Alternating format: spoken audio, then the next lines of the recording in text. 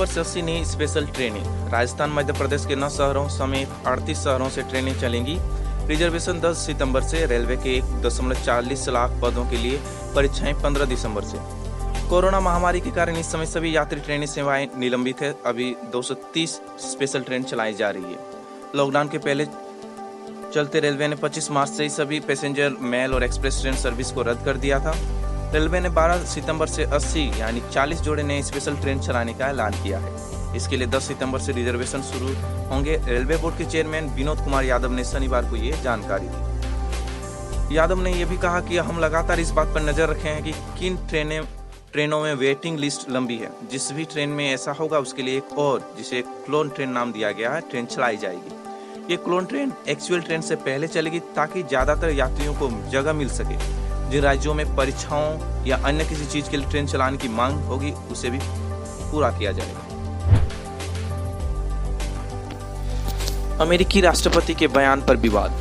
अमेरिकी मैगजीन का दावा, ट्रंप ने जान गंवाने वाले सैनिकों को लूजर्स कहा। बाइडेन बोले, मेरा बेटा इराक में तैनात रहा, वो हारा नहीं था। अटलांटिक मैगजीन के दावे को डोनाल्ड ट्रंप ने खारिज किया। ट्रंप के इनकार के बावजूद विपक्ष इसे चुनावी मुद्दा बना रहा है। अमेरिका के राष्ट्रपति डोनाल्ड ट्रंप के लिए नई मुश्किल खड़ी हो गई। अटलांटिक मैगजीन के मुताबिक ट्रंप ने युद्ध में मारे गए अमेरिकी सैनिकों को लूजर्स यानी कि हारने वाला कहा। ट्रंप खुद को लंबे अरसे से आर्म फोर्सेस का चैंपियन बताते रहे हैं। उन्होंने सेना को फिर मजबूत करने की दावा भी किया था, लेकिन सैनिकों के लिए कथित तौर पर पराजित शब्द का इस्तेमाल करने के बाद अब इनको डेमोक्रेट्स और दूसरे विरोधियों का सामना करना पड़ रहा है। ग्लोबल टाइम्स ने कांग्रेस को लेकर किया ट्वीट। भाजपा ने कहा, विपक्षी पार्टी का चीन के साथ चल रहा इश्क। भाजपा ने शनिवार को चीनी मुखपत्र ग्लोबल टाइम्स की एक रिपोर्ट के बहाने कांग्रेस पर करारा हमला बोला। भाजपा ने आरोप लगाया कि दुश्मन देश भारत को निशाना बनाने के लिए कांग्रेस के कंधे का इस्तेमाल कर रहा है। भाजपा प्रवक्ता संबित पात्रा ने कहा कि जिस तरह इश्क और मुस्क तेज सुगंध छिपाने से भी नहीं छिपते, ठीक वैसे ही कांग्रेस और चीन के बीच पल रहे प्रेम के बारे में सभी को पता है। इसके साथ ही उन्होंने कांग्रेस और चीनी कम्युनिस्ट पार्टी के बीच हुई कथित समझौते के बारे में जानकारी मांगी। सेना ने चीनी नागरिकों की मदद की। एलएसी के पास 17,000 फीट पर भटके 3 चीनी नागरिकों की सेना ने मदद की, खाना और दवाइयां दी, सही रास्ता भी बताया। उत्तरी सिक्किम में एक महिला समेत 3 चीनी नागरिक रास्ता भटक गए थे। सेना ने यह जज्बा उस वक्त दिखाया जब दोनों देशों के बीच तनाव बना हुआ है। अरुणाचल प्रदेश से 3 भारतीय लड़कों को अगवा करने की खबरों के बीच भारतीय सेना ने रास्ता भटक गए 3 चीनी नागरिकों की मदद की। सिक्किम के उत्तरी इलाके में करीब 17,500 फीट की ऊंचाई पर चीनी नागरिक रास्ता भटक गए थे। भारतीय सेना ने इन्हें खाना, गर्म कपड़े और दवाइयां मुहैया कराई। सेना ने यह जज्बा उस वक्त दिखाया जब दोनों देशों के बीच सीमा विवाद की वजह से तनाव बना हुआ है। पूर्वी लद्दाख में एलएसी पर दोनों देशों की सेनाएं आमने सामने हैं। सेना के अफसरों ने बताया कि मामला 3 सितंबर का है। चीनी नागरिकों की जान को खतरे को देखते हुए भारतीय सेना तत्काल वहां पहुंची और उन्हें ऑक्सीजन और अन्य मेडिकल सहायता मुहैया कराई। ऊंचाई पर मुश्किल हालातों के लिए उन्हें खाना और गर्म कपड़े भी मुहैया कराए गए। सेना ने बताया कि भारतीय सैनिकों ने उन्हें वापस जाने के लिए सही रास्ता दिखाया। इस व्यवहार के लिए चीनी नागरिकों ने भारतीय सेना के प्रति आभार जताया। सरकारी नौकरियों पर सफाई। वित्त मंत्रालय ने कहा, सरकारी विभागों में भर्तियों पर कोई रोक नहीं। एक दिन पहले जारी सर्कुलर पर राहुल गांधी ने सवाल उठाए थे। सभी मंत्रालयों और विभागों को खर्चे कम करने के निर्देश वाले सर्कुलर पर सरकार को एक दिन बाद ही सफाई जारी करनी पड़ गई, क्योंकि शुक्रवार को जारी सर्कुलर में यह काम भी कहा गया था कि किसी विभाग में कोई नई पोस्ट क्रिएट नहीं की जाएगी। कांग्रेस ने सरकार पर सवाल उठाए तो वित्त मंत्रालय ने शनिवार को कहा कि खाली पदों को भरने पर कोई रोक नहीं लगाई गई। एसएससी, यूपीएससी और रेलवे रिक्रूटमेंट जैसी एजेंसियों के जरिए सामान्य भर्ती प्रक्रिया चलती रही। भारत का सबसे भव्य मंदिर। 800 करोड़ रुपए की लागत से तेलंगाना में बन रहा तिरुपति जैसा यादाद्री मंदिर, ज्यादातर काम पूरा। शुभारंभ की तारीख इस महीने घोषित हो सकती है। तेलंगाना सरकार का सबसे महत्वाकांक्षी सपना साकार होने वाला है। आंध्र प्रदेश की तिरुपति बालाजी के मुकाबले तेलंगाना में बन रही यादाद्री लक्ष्मी नरसिंह स्वामी मंदिर का काम करीब 90% पूरा हो गया है। मंदिर के आसपास निर्माण अभी जारी है। सितंबर महीने में इसके शुभारंभ की घोषणा होने की संभावना है। 2016 में मुख्यमंत्री के चंद्रशेखर राव ने तेलंगाना के लिए तिरुपति जैसा ही मंदिर बनाने की योजना पर काम शुरू किया, क्योंकि आंध्र से अलग होने पर तिरुपति तेलंगाना के हिस्से में नहीं आया था। पौराणिक महत्व के यादाद्री मंदिर को 1800 करोड़ रुपए की लागत से भव्य रूप दिया जा रहा है। इसमें 39 किलो सोने और करीब 1753 टन चांदी से मंदिर के सारे गोपुर यानी द्वार और दीवारें मढ़ी जाएंगी। ये भारत में ग्रेनाइट पत्थर से बना सबसे बड़ा मंदिर होगा। इसमें 2.5 लाख टन ग्रेनाइट पत्थर लगा है। पहले तेलंगाना सरकार की योजना मार्च 2020 में इसका शुभारंभ की थी, लेकिन कोरोना के चलते इसमें देरी हुई। मंदिर की शुभारंभ की तारीख खुद मुख्यमंत्री ही बताएंगे। इसे यादाद्री गुट्टा मंदिर भी कहा जाता है। हैदराबाद से करीब 60 किलोमीटर दूर यादाद्री भुवनगिरी जिले में मौजूद मंदिर का क्षेत्रफल करीब 9 एकड़ था। इसके विस्तार के लिए 300 करोड़ रुपए में 1900 एकड़ भूमि अधिग्रहित की गई। इसके लिए इंजीनियर्स और आर्किटेक्ट्स ने करीब 1500 नक्शों और योजनाओं पर काम किया। उनमें से इसका डिजाइन फाइनल किया गया और डिजाइन हैदराबाद के प्रसिद्ध आर्किटेक्ट और दक्षिणी भारतीय फिल्मों के आर्ट डायरेक्टर आनंद साई ने तैयार किया है।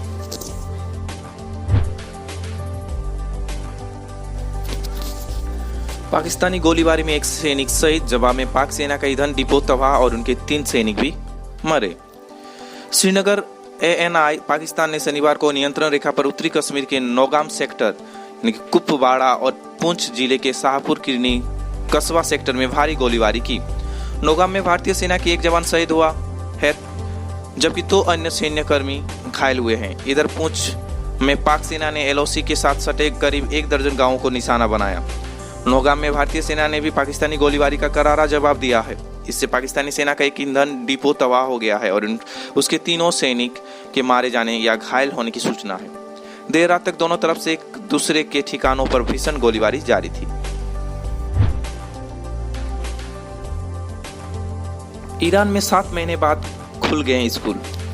कोरोना महामारी से जूझ रहे ईरान में शनिवार से स्कूल फिर से गुलजार हो गए। इस देश में महामारी के चलते करीब 7 महीने से स्कूल बंद थे। स्कूल खुलने पर राष्ट्रपति हसन रूहानी ने एक वीडियो कॉन्फ्रेंस में कहा कि करीब 1.5 करोड़ छात्रों को शिक्षा सेहत जितना ही अहम है। ईरान में अब तक 3,82,000 संक्रमित पाए गए हैं और उसमें से 22,000 से ज्यादा पीड़ितों की मौत हुई है। रेल मंत्री पीयूष गोयल और रेलवे भर्ती बोर्ड के चेयरमैन ने सभी तीनों कैटेगरी में कुल 1.4 लाख पदों पर भर्ती के लिए परीक्षा का आयोजन 15 दिसंबर 2020 से करने की घोषणा की है। रेल मंत्री ने आज 5 सितंबर 2020 को शिक्षक दिवस के दिन थोड़ी ही देर पहले रेलवे भर्ती बोर्ड की NTPC MI कैटेगरी और लेवल 1 यानी ग्रुप D कैटेगरी की लंबित भर्ती परीक्षाओं के 15 दिसंबर से आयोजित करने की जानकारी दी।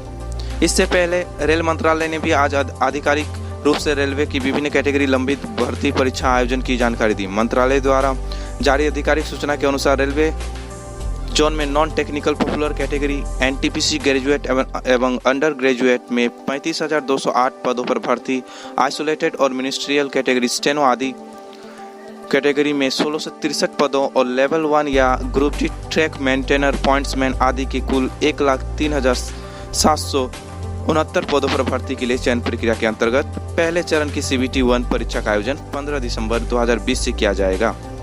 वहीं पदों और कैटेगरी के अनुसार विस्तृत परीक्षा कार्यक्रम की घोषणा जल्द ही रेलवे भर्ती बोर्ड द्वारा जारी की जाएगी। अरुणाचल प्रदेश में चीनी सेना की हरकत। चीन के सैनिक अरुणाचल बॉर्डर से 5 लड़कों को बंधक बनाकर ले गए। कांग्रेस सांसद के इस दावे की पुलिस ने जांच शुरू की। अरुणाचल प्रदेश से कांग्रेस विधायक निनोंग एरिंग के मुताबिक सभी लड़के सुबानी सीरी जिले के नाचो क्षेत्र के रहने वाले हैं। एरिंग ने कहा कि घटना ऐसे वक्त हुई जब राजनाथ मास्को में चीन के रक्षा मंत्री से मिल रहे हैं। चीन के सैनिकों द्वारा अरुणाचल प्रदेश के एक गांव से 5 लड़कों को अगवा करने के दावे की जांच शुरू हो गई है। अरुणाचल प्रदेश के पुलिस ने शनिवार को कहा कि हमने एक टीम भारत चीन सीमा से सटे अपर सुबनसिरी जिले में भेजी है। यह पता लगाएगी कि क्या वाकई इन लड़कों को अगवा किया गया है। पहाड़ी इलाके होने की वजह से टीम रविवार तक लौट पाएगी। दरअसल राज्य के कांग्रेस विधायक निनोंग एरिंग ने ट्विटर पर अगवा होने का दावा किया था। लड़कों के नाम भी बताए। एरिंग ने कहा कि चीन के सैनिकों ने नाचो कस्बे में रहने वाले 5 लड़कों को अगवा किया है। उन्होंने रक्षा मंत्री राजनाथ सिंह से अपील की है कि 5 लड़कों की सुरक्षित वापसी होनी चाहिए। साथ ही कहा कि घटना ऐसे वक्त हुई जब राजनाथ सिंह रूस और चीन के रक्षा मंत्रियों से मुलाकात कर रहे हैं। ऐसे में पीपुल्स लिबरेशन आर्मी की इस हरकत से बेहद गलत संदेश जाएगा। चीन को माकूल जवाब जरूर दिया जाना चाहिए। एरिंग ने ट्वीट के साथ फेसबुक का एक स्क्रीनशॉट भी शेयर किया है। इसमें बताया कि चीन की पीपुल्स लिबरेशन आर्मी के सैनिकों ने किन भारतीयों को अगवा किया है। हालांकि उन्होंने यह नहीं बताया कि इन 5 लड़कों को कब किडनैप किया गया। Subscribe to our channel for more videos and press the bell icon for latest notification. If you like the video, please hit the like button and comment below.